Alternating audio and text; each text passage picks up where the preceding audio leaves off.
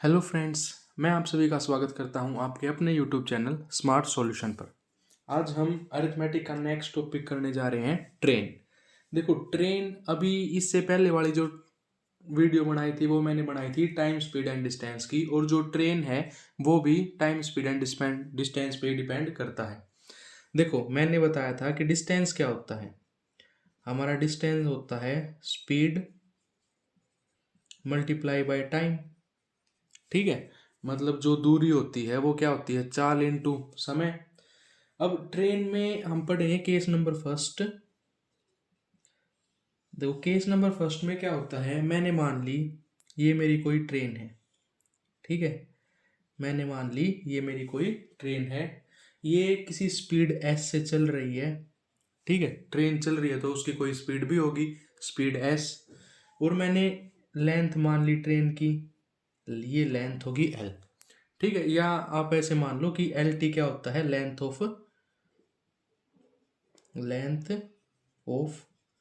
Train. और S हमने क्या मानी है इसकी, स्पीड, कि भाई ये किसी लेंथ की ट्रेन है और किसी स्पीड से चल रही है।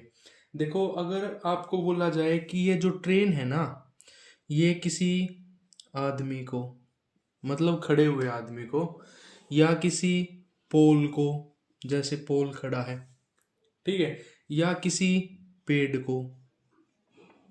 ठीक है, तीन चीजें होती हैं इसमें, क्या होती है, या तो ये ट्रेन किसी पोल को पार कर रही है, या ये ट्रेन किसी आदमी को पार कर रही है, या ये ट्रेन किसी पेड़ को पार कर रही है।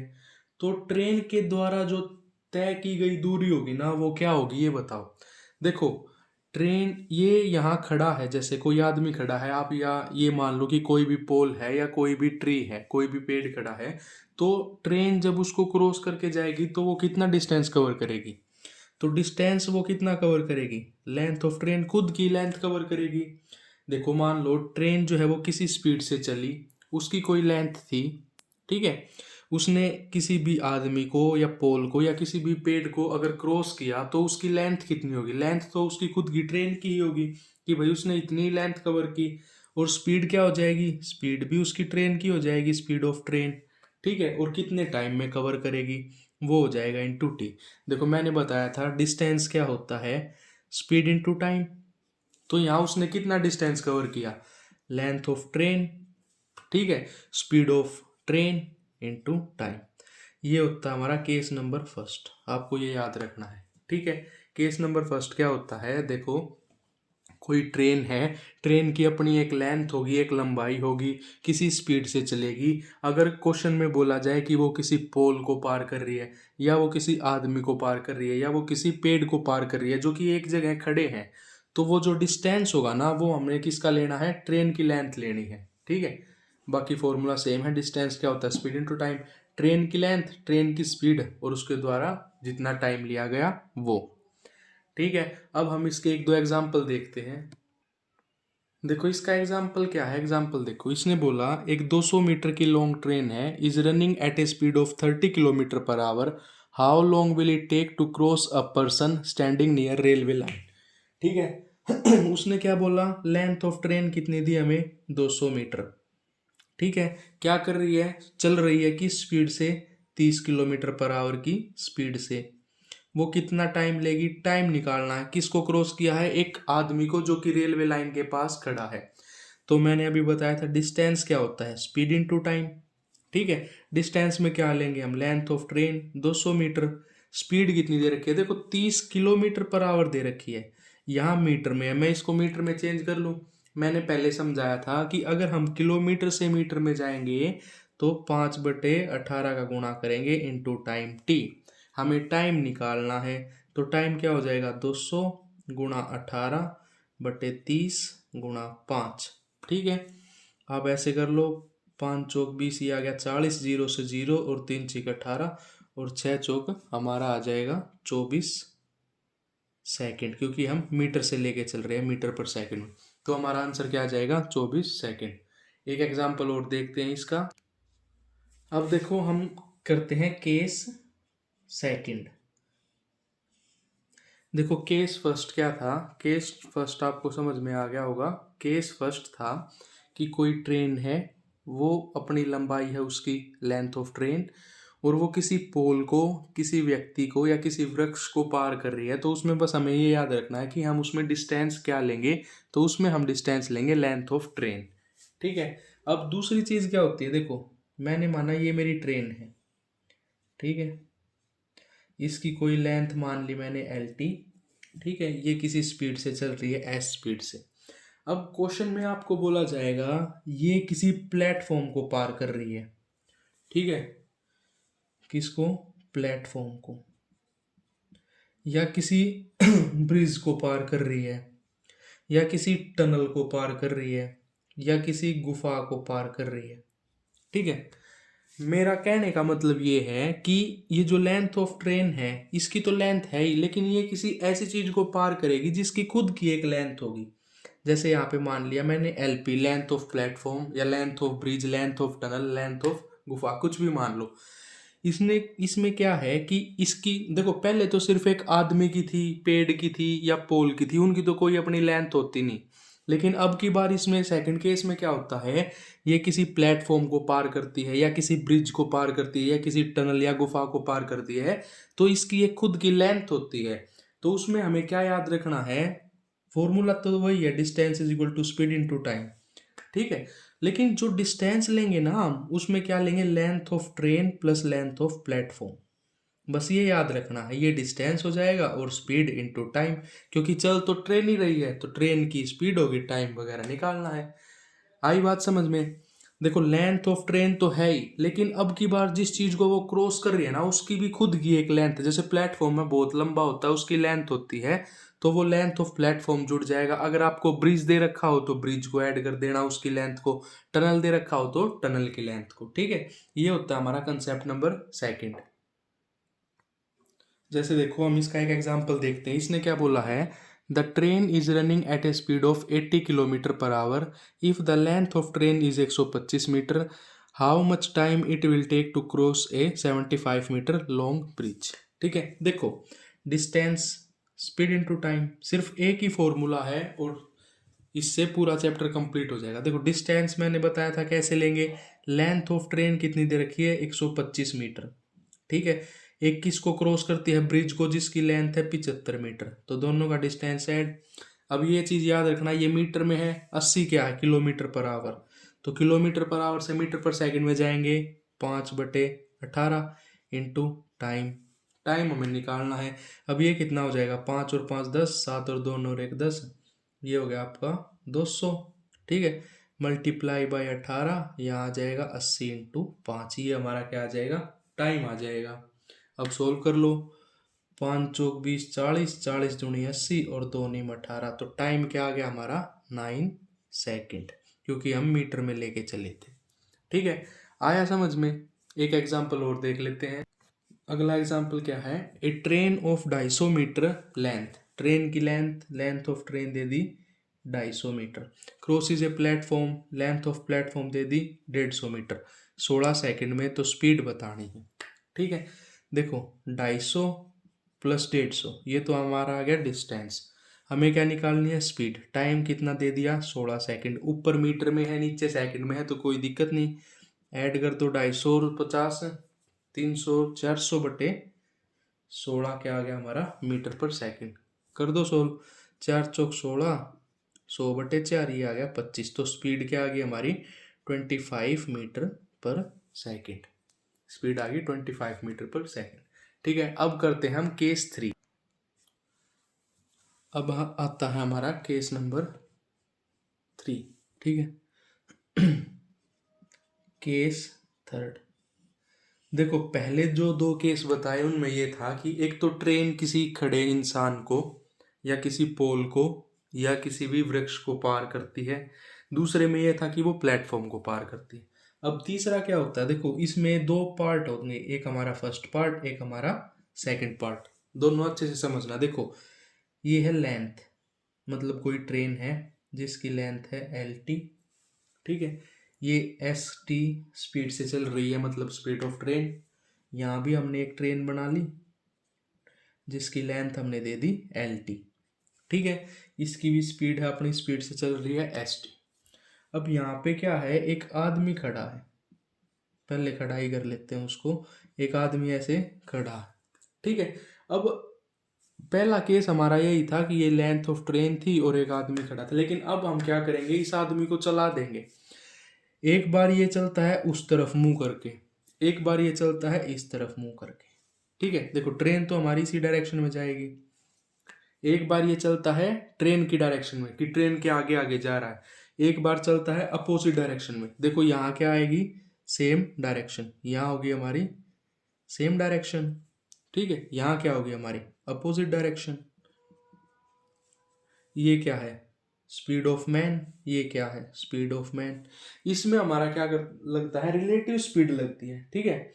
और रिलेटिव स्पीड, सापेक्ष चाल हमेशा जब भी लगेगी जब वो दोनों एक ही फ्रेम में होंगे। एक ही फ्रेम का मतलब है कि ट्रेन आदमी को देख रही है और आदमी ट्रेन को देख रहा है, मतलब एक दूसरे के फ्रेम में है ये। देखो अब डिस्टेंस क्या लूंगा मैं, सबसे पहली चीज होती है डिस्टेंस। तो डिस्टेंस तो आदमी का तो कोई डिस्टेंस ही नहीं है, तो लेंथ ऑफ ट्रेन ही आएगी, ठीक है। अब स्पीड की बात आती है दोनों केसेस में, ये मेरा फर्स्ट केस, ये मेरा सेकंड केस, ठीक है। लेंथ ऑफ ट्रेन, अब देखो अगर ये सेम डायरेक्शन में जाएगा ना तो सेम में हमेशा सब्ट्रैक्ट होता है, speed of train minus speed of man into time, ठीक है। अगर अपोजिट डायरेक्शन में जाएगा तो क्या हो जाएगा, अपोजिट डायरेक्शन में हो जाएगा आपका speed of train plus speed of man into time. ये चीज आपने हमेशा याद रखनी है। अगर सेम डायरेक्शन में जाएगा तो उनकी जो रिलेटिव स्पीड है, इसको बोलते हैं हम रिलेटिव स्पीड, ठीक है। ये माइनस हो जाएगी सेम डायरेक्शन में और प्लस हो जाएगी अपोजिट डायरेक्शन में, ठीक है। ये होता है हमारा केस नंबर थर्ड। इस पे क्वेश्चन बहुत आते हैं, ठीक है। अब इसका एक एग्जांपल देखते हैं। देखो हमने एग्जांपल लिया, how long will a 180 metre long train going at 54 kilometre per hour crosses a boy running in same direction. Same direction मतलब जहाँ सेम डायरेक्शन आ जाए सब्ट्रैक्ट आ जाएगा।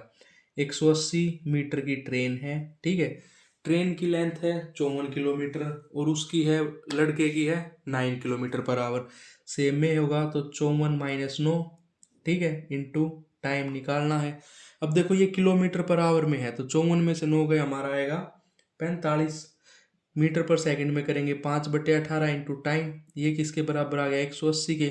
टाइम आ जाएगा आपका 180 इंटू 18 और 45 इंटू 5। देखो 45 दूनी 90 तो 45 चौक, ठीक है। ये आ जाएगा आपका 18 चौक 72/5, 14.4 सेकेंड, ठीक है। आया क्वेश्चन समझ में। अब हम करते हैं कंसेप्ट नंबर 4। अब आएगा हमारा कंसेप्ट नंबर 4। देखो इसमें क्या है, ये मैंने मान ली लेंथ ऑफ ट्रेन, कोई एक ट्रेन है, ठीक है। ये मैंने मान ली दूसरी ट्रेन। अभी तक तो एक में प्लेटफॉर्म ले रहे थे, लेकिन अब दो ट्रेन मान ली, ट्रेन ए ट्रेन बी, ठीक है। वही है, डिस्टेंस क्या होता है स्पीड इनटू टाइम। ये अपनी स्पीड s1 से चल रही है, ये अपनी स्पीड s2 से चल रही है। अब वही चीज है, देखो सेम डायरेक्शन में चलेंगी। अब देखो पिछले में हमने क्या किया था, हमने डिस्टेंस सिर्फ लेंथ ऑफ ट्रेन लिया था, क्योंकि जो आदमी होता है उसका कोई खुद का डिस्टेंस नहीं होता। लेकिन यहाँ क्या करेंगे, distance length of train A plus length of train B, मतलब डिस्टेंस होगा दोनों की लेंथ। भाई चाहिए आपस में क्रॉस करे मिले कुछ भी हो, दोनों की लेंथ होगी। और ये क्या होगा, स्पीड क्या हो जाएगी, देखो सेम डायरेक्शन में अभी बताया था सब्ट्रैक्ट, तो s1 minus s2 into delta T मतलब टाइम, ठीक है। अगर इनको मैं अपोजिट डायरेक्शन में चला दूंगा, मतलब ये ट्रेन उस तरफ जा रही है और ये ट्रेन इस तरफ आ रही है, तो क्या हो जाएगा, length of train A plus length of train B is equal to s1 plus s2 into T. आया समझ में। एक बार मैन का कंसेप्ट है, एक बार ट्रेन का कंसेप्ट है, बस यही है। लेकिन इसमें ये याद रखना है कि जब भी दो ट्रेनों की बात की जाए, या दो मतलब एक ट्रेन एक प्लेटफॉर्म की बात की जाए, या एक ट्रेन एक ब्रिज की बात की जाए, तो जो लेंथ होगी ना वो दोनों की ऐड हो जाएगी। कभी भी लेंथ सब्ट्रैक्ट नहीं होती, लेंथ हमेशा ऐड होती है, सब्ट्रैक्ट होती है स्पीड, वो भी जब जब रिलेटिव स्पीड हो, दोनों चीज एक ही फ्रेम में हो, ठीक है। अगर वो सेम डायरेक्शन में होंगी तो आपका होगा S1 माइनस S2, अगर वो अपोजिट डायरेक्शन में होंगी तो वो होगा S1 प्लस S2। ठीक है। अब एक एसएससी का बहुत इंपॉर्टेंट कंसेप्ट है जिसमें से एसएससी बार बार क्वेश्चन पूछता है। देखो ये कंसेप्ट क्या है, मैंने मान लिया ये मेरी कोई भी एक ट्रेन है, ठीक है, जिसकी स्पीड है S1 और लेंथ है L1। ठीक है, यहाँ पे कोई ट्रेन है, ये दूसरी ट्रेन है, ये L2 और ये S2। ठीक है। अब इसमें क्या होता है, इसमें कोई मान लो आदमी बैठा है खिड़की पे, कोई भी मान लो आदमी औरत लड़का लड़की खिड़की पे बैठा है, उसको ये है कि भाई मैं बाहर देखूं। बाहर क्या देखेगा, वो इस ट्रेन को ही देखेगा और कुछ तो दिखे नहीं। तो वो क्या करता है, यहाँ से खिड़की में से दूसरी ट्रेन को देखता है। इस ट्रेन में बैठा व्यक्ति वो पहले वाली ट्रेन को देखता है, ठीक है, कि ट्रेन जो है वो इसे पार कर गई। देखो पार जब ही करेगी जब इसकी जो स्पीड होगी S1 की वो ज़्यादा होगी S2 से। अगर कम होगी तो पार करेगी ही नहीं। तो यहाँ पे क्या होगा, S1 is greater than S2। ठीक है, जब ही तो पार किया। वो हमसे कुछ भी पूछ ले। अब देखो सबसे पहली चीज होती है distance is equal to speed into time. अब बच्चों को कंफ्यूजन रहती है कि डिस्टेंस है, जैसे सर ने बताया था कि भाई दो चीज दे दी, दो ट्रेन दे दी तो दोनों की लेंथ ऐड हो जाएगी।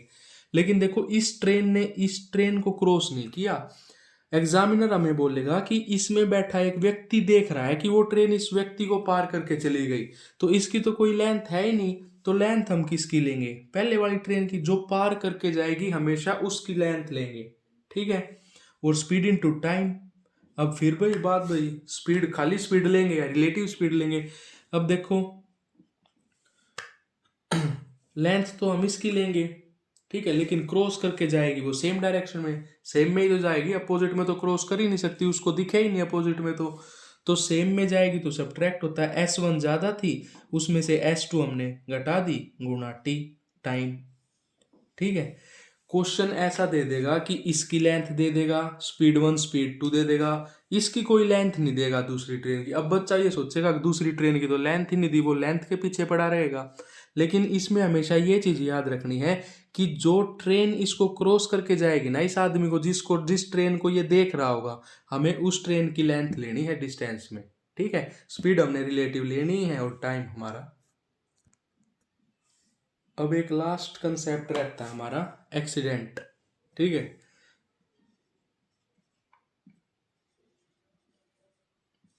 एक्सीडेंट। अब देखो जैसे मैंने मान लिया ये कोई भी डिस्टेंस है, ठीक है, यहां से ट्रेन चली, ठीक है, यहां पे उसे पहुंचना था। ठीक है, ये हमारा सोर्स, मतलब यहां से चली, ये उसका डेस्टिनेशन। आई बात समझ में?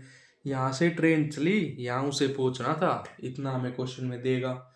फिर बोलेगा कि ट्रेन चली, चलने के जैसे ही 50 किलोमीटर वो चली, कोई हमारे जैसा रेल में बैठा था, उसने चैन खींच दी। ठीक है, कहाँ पे चैन खींची, 50 किलोमीटर के बाद, चैन पुलिंग। ठीक है, या चैन खींच दी। अब चैन पुलिंग करने से क्या हो गया, ट्रेन के इंजन में गड़बड़ आ गई और ट्रेन खराब हो गई। ठीक है, ध्यान से समझो कि यहाँ से ट्रेन चली, 50 किलोमीटर ही चली थी, लेकिन जो बैठा था हमारे जैसा उसने क्या करा, चैन खींच दी। चैन खींची तो ट्रेन के इंजन में गड़बड़ आई, जिसकी वजह से जो ट्रेन है ना रुक गई थोड़ी देर। ठीक है, जैसे एक्सीडेंट हो गया या कुछ भी मान लो, आप रुक गए। ठीक है, अब क्या हुआ कि उसकी स्पीड जो है वो 4/5 होगी। चैन खींचने के बाद उसमें जो खराबी आई उसकी वजह से उसकी स्पीड होगी 4/5। ठीक है, और 4/5 होने की वजह से वो डेस्टिनेशन पे 40 मिनट लेट पहुंची। ठीक है, क्या होने के बाद, एक्सीडेंट होने के बाद उसकी स्पीड कम हुई, 4/5, 40 मिनट लेट पहुंची। सबसे पहला चीज मैं आपसे पूछूंगा, 4/5 का मतलब क्या है? 4/5 का मतलब है कि पहले वो यहाँ से वो चल रही थी 5x की स्पीड से, फिर यहाँ से वो चली 4x की स्पीड से। ठीक है, ये चीज़ आई समझ में, जिसकी वजह से वो 40 मिनट लेट पहुंची। ठीक है, अब देखो इतनी चीज समझ में आई। अब देखो जो लोको पायलट था वो सोचता है, वो भी अपने जैसा ही था, उसने सोचा कि ये यहाँ की बजाय अगर 120 किलोमीटर और चल देती, मतलब यहाँ की बजाय ये 120 किलोमीटर और चल देती और फिर वो चैन खींच देता। मतलब अब ये लोको पायलट का दिमाग है कि भाई तू यहाँ चैन खींचता